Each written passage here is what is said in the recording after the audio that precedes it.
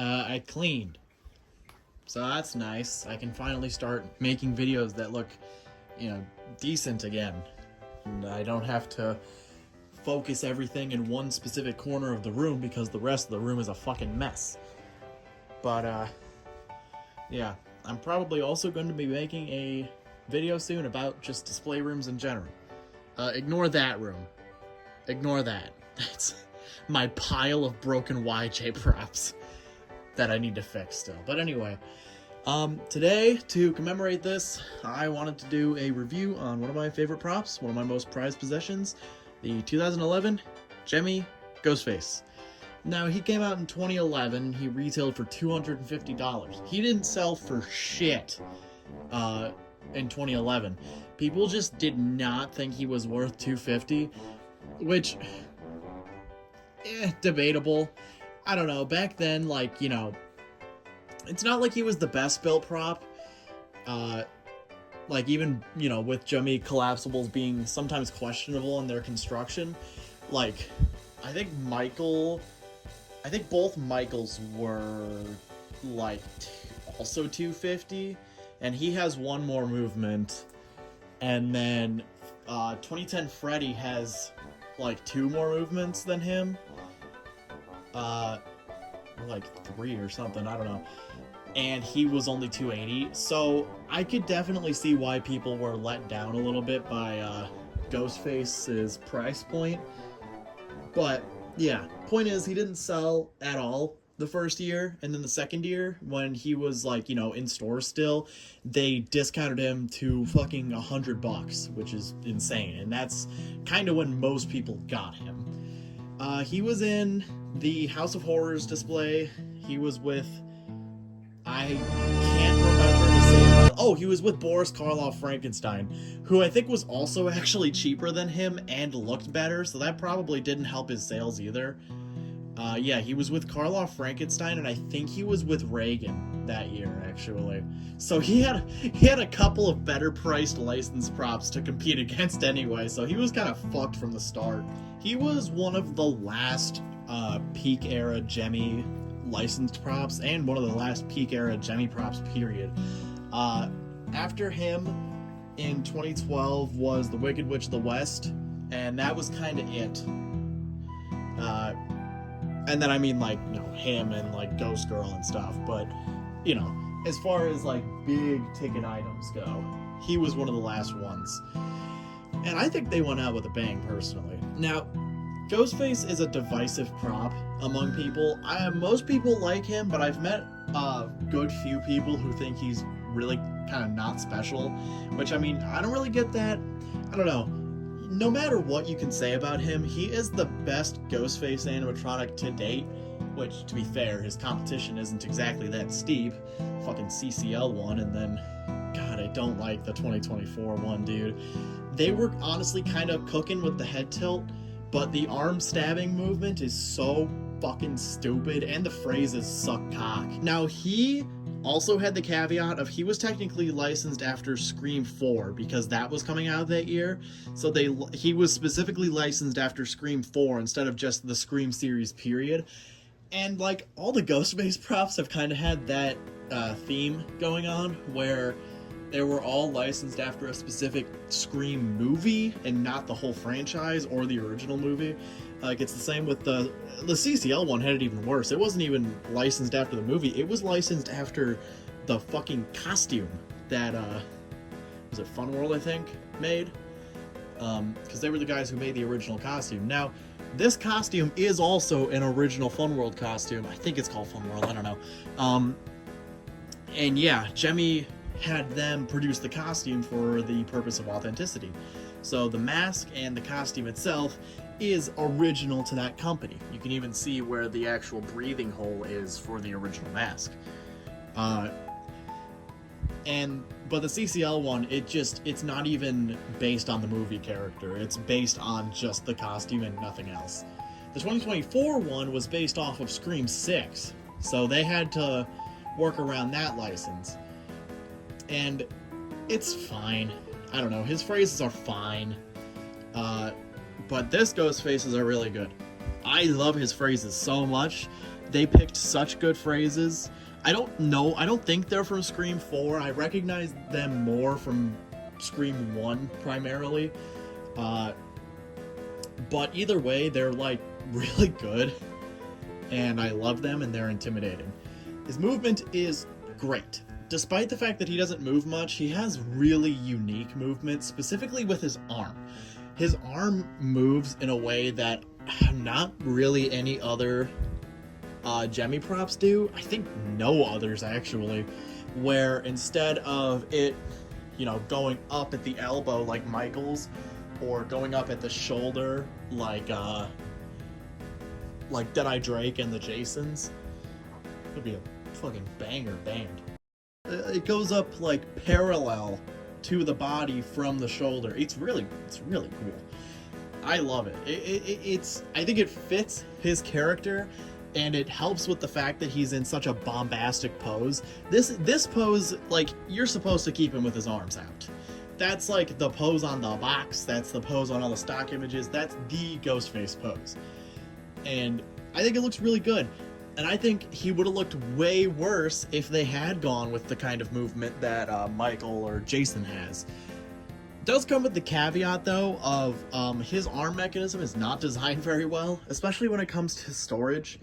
So when you would first get him and he was in his box, instead of, this just being able to disconnect or something like a normal animatronic, no, it folds downwards all the way to his side. And the spring in here, because of that, compresses all the way. Also, I don't know why he started making this fucking noise. I might go back in there and oil him. I don't fucking care right now. But, yeah, so you would have to compress the spring all the way down to force his arm to his side to put him in his box. Which is so fucking stupid, because if you have him in storage for, like, more than a month, dude, the arm is never moving upward again. And he already struggles to move his arm up. I put mine's spring, I modded mine's spring, so it's on the, like, highest peg, so it's more tensioned than it would have been from factory, and his arm still doesn't go all the way up. It's kind of a fucking awful design, but, oh well. Gemmy's kind of trademarked for that. Also, because of the fact that his costume is really thin, you can always kind of see the foam through his costume, which isn't a problem on, basically any of the other licensed props or any of their other props, period. But whatever, I don't mind it.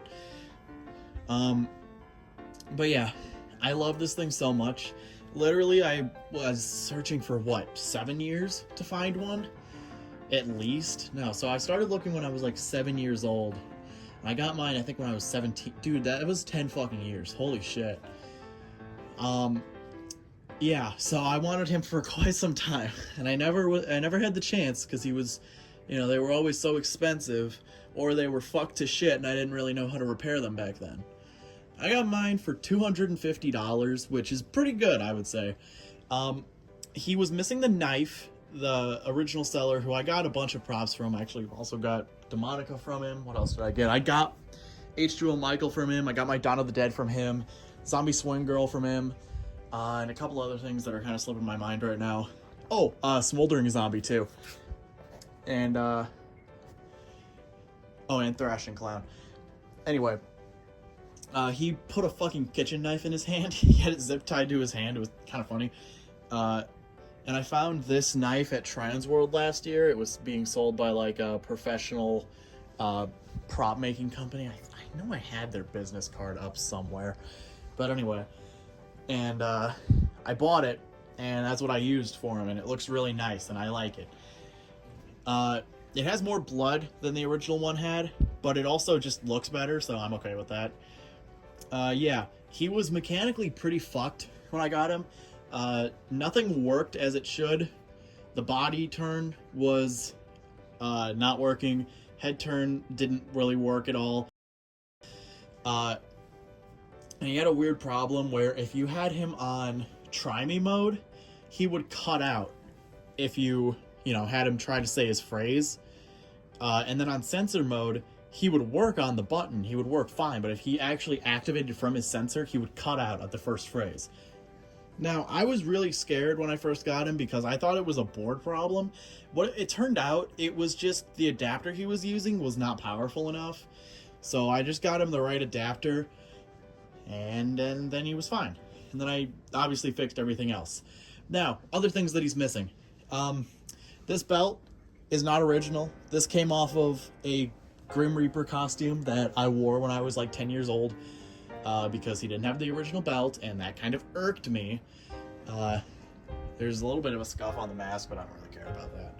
He is missing the box, which it's fine. I can live with that. He's missing the phone, which the guy says that he still has the phone somewhere and he's still looking for it. I think once he cleans this shit out more, he'll probably eventually find it, but for the time being, whatever. He did actually give me... He also had the tabletop phone that was sold separately. This works. It's just, you know, it's fucked up.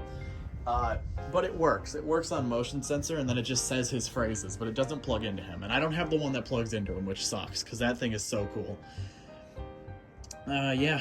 And, yeah, overall, he was in fine enough condition. Needed some cleaning. Needed, obviously, a lot of repair work, but I was more than happy to do that for $250. Yeah. A lot of these old Gemmy licensed characters, and a lot of Gemmy characters, period, have to tend to have the issue of they'll be stuck at 6 feet for, like, eternity, because, like, the big-ass white wire that has all the cables that go to their heads and stuff will get, like, jammed in the legs. Thankfully, none of my guys have that problem. The only one that kind of does is the Party Monster, and I don't know why. I still haven't figured it out. But this motherfucker just will not collapse past like 4 feet, and I don't understand.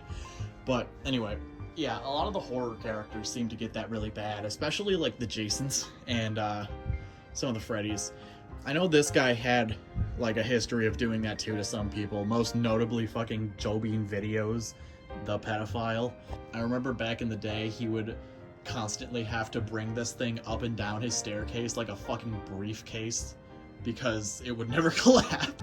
But yeah, mine collapses, which is, thank God, because I would never have gotten into Alsip otherwise. Yeah. That's kind of really all I have to say on him. He's very coveted. Very good. There's a reason that he's coveted. It's because he's good. Yeah. I'm gonna put him on censor, and I'll start flashing him. What's your favorite scary movie? Now, as I did mention, his arm makes a pretty annoying noise when it goes back up. I don't know why. It started doing that, I think, after the Alsip haunt. But, oh well, whatever. Side note, his sensor is, like, weirdly really good. Him and Hannibal were going off constantly at Alsip, and it wasn't, like, particularly bright in there. It was weird. Hello, Sydney. You hang up on me and I'll cut through your neck until I feel bone. Hello, Sydney. Friends count, but it's the family ties that cut deep. Also does that sometimes, which is also the arm. Who is this? This is the last person you're ever gonna see alive. Welcome home, Sydney. You're a survivor, aren't you, Sydney? What good's it to be a survivor if everyone close to you is dead? You can't save them. All you can do is watch. What's your favorite scary movie? I love this thing so much. Now, one of the main criticisms that people have is that his eyes light up and it doesn't really make much sense, which, like, yeah, but I don't know. I think it's fine for what it is. It's kind of goofy, but I don't know. It works. It works, I think, enough at least. And even so, there's no other mechs in his head, so you can just like unplug his head and they won't light up anymore, and then bam, problem solved. But yeah, that tends to be people's like main criticism of him. But yeah, Gemmy Ghostface, get one if you can. Don't spend $600 on one. Like, as far as I'm concerned, I love him so much, he's not worth it. Try to find one that's kind of fucked up for like a little bit less. Although that is a bit lucky, and that is also coming from a guy who spent $500 on Hannibal. So, I'm not exactly one to talk. Anyway, I'm gonna do a bunch more reviews probably tonight because I would like to yap about more props. Yeah,